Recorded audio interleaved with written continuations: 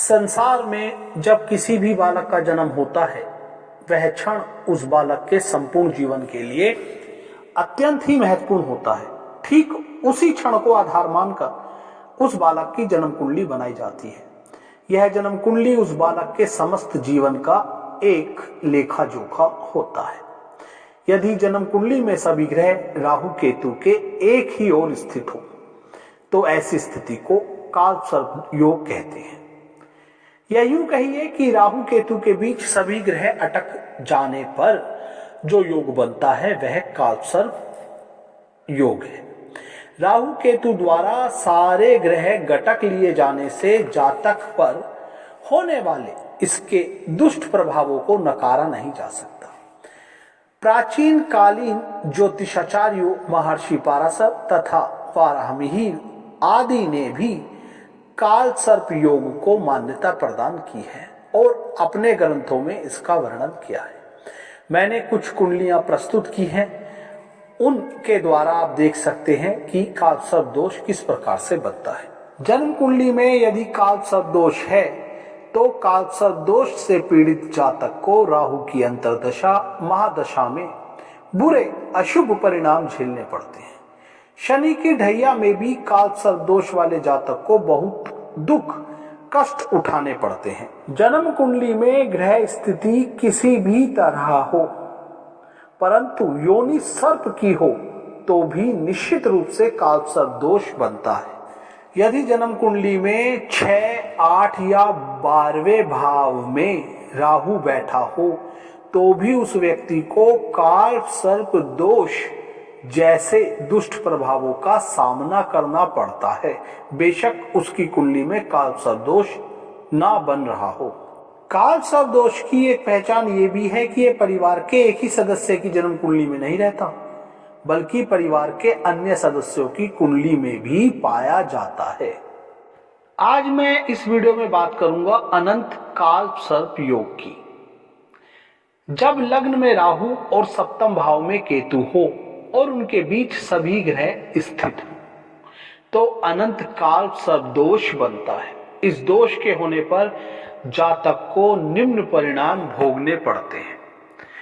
जातक सदैव मानसिक परेशानी से ग्रसित रहता है।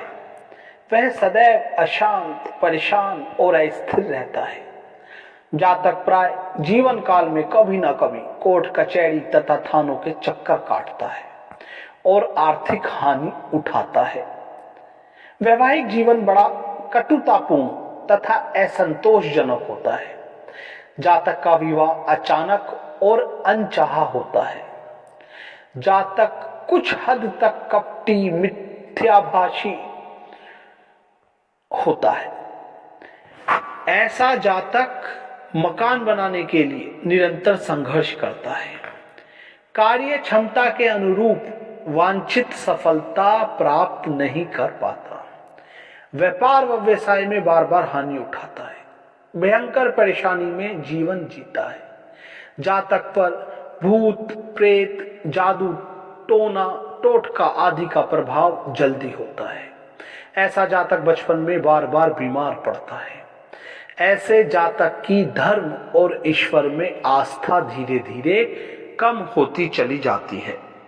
ऐसे जातक का शरीर कमजोर रहता है, कमर में दर्द रहता है। कभी कभी जीवन काल में अचानक से दुर्घटनाओं के योग बनते हैं। वात रोग से पीड़ित रहता है। स्त्री पक्ष से दुखी रहता है।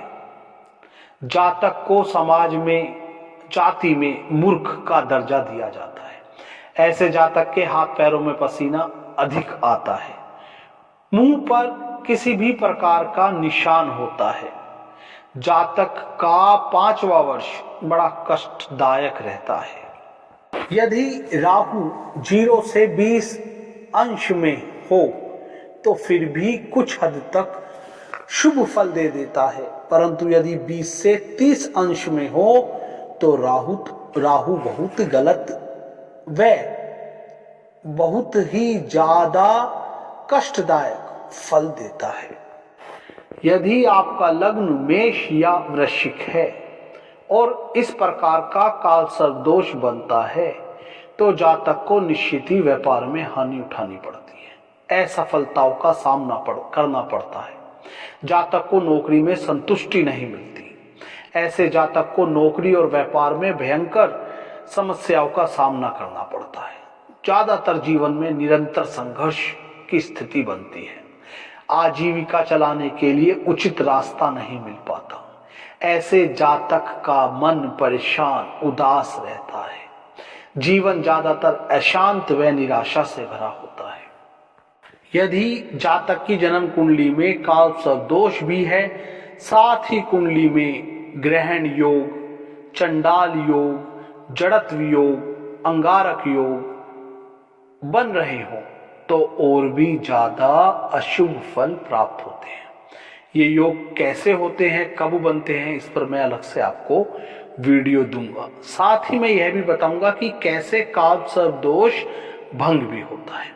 फिलहाल आज मैं बात करूंगा कि यदि आपकी कुंडली में इस प्रकार का कालसर्प दोष है तो क्या उपाय करें। आप एक काले कपड़े में 1.25 मीटर लंबा काला कपड़ा में 1.25 किलो कोयला, 1.25 किलो भिलिया, एक पानी वाला नारियल, 125 ग्राम साबुत उड़द, 125 ग्राम लाल मसूर, 100 ग्राम नील लेकर पोटली बनाकर अपने ऊपर से 7 बार तारें किसी बहते हुए पानी के पास जाकर। वह बहता हुआ पानी साफ होना चाहिए जिसमें मछलियां हो, और अपने ऊपर से वहीं पर खड़े होकर पानी की तरफ से पीठ करके अपने ऊपर से 7 बार घड़ी के सुई के घूमने की दिशा में 7 बार तारें और सिर के ऊपर से बहते पानी में फेंक दें और वापस घर आ जाएं। हाथ पैर मुंह धोकर प्रवेश करें।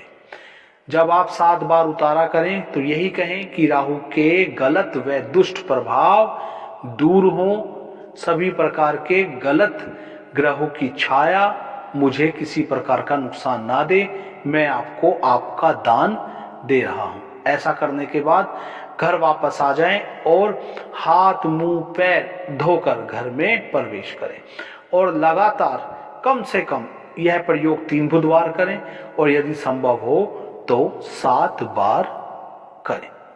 उम्मीद करता हूं मेरी यह वीडियो आपको आज पसंद आई होगी।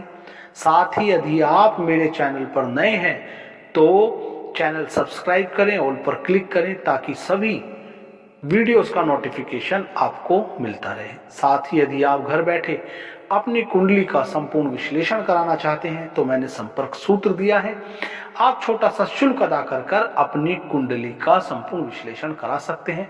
साथ ही उपाय जानकर जीवन को सुखद बना सकते हैं। अब इजाजत चाहूंगा।